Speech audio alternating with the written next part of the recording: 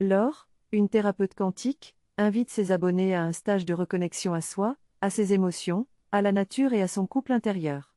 Elle souligne l'importance de la communication énergétique entre les flammes jumelles, des âmes sur un parcours initiatique d'éveil, qui peuvent communiquer entre elles à travers un réseau quantique subtil.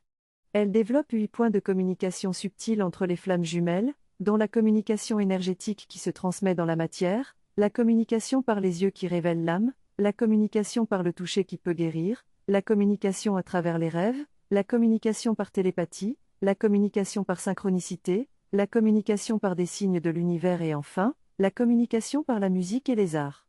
Elle explique également que les flammes jumelles peuvent rencontrer des obstacles pour communiquer dans la matière et trouver les réponses à travers ce réseau de communication subtile. Les jumelles ont une connexion unique qui leur permet de communiquer à travers les réseaux sociaux, les messages codés et les synchronicités.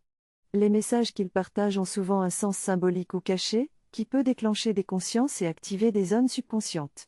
Les jumelles peuvent également communiquer à travers les signes et les synchronicités, telles que les plaques d'immatriculation, les heures miroirs et les animaux qui apparaissent dans leur vie.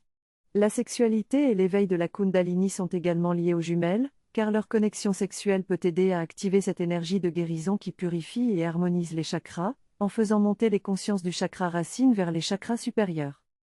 La bilocation est un phénomène où une personne peut se trouver simultanément en deux endroits différents.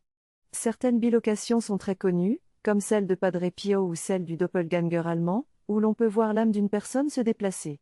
C'est un phénomène rare qui ne se commande pas et qui peut arriver sans qu'on le cherche. Cela peut être une initiation à la communication subtile, qui est beaucoup plus large que la communication verbale ou écrite.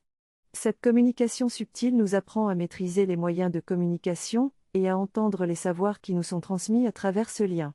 Nous sommes en constante communication énergétique avec les âmes qui nous entourent, y compris notre flamme jumelle. Nous pouvons décider d'ouvrir ou de fermer la porte à ce type de communication, et parfois, il est nécessaire de fermer la porte pour vivre les choses dans la matière.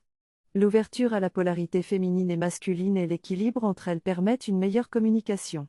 Au début du parcours, l'ego peut être une barrière à la communication, et il peut être nécessaire de communiquer dans l'invisible pour maîtriser cet aspect avant de pouvoir communiquer plus aisément dans la matière. Enfin, il est important de se rappeler que l'autre est conscient de tout ce qui se passe pour nous, et que nous avons les savoirs en nous.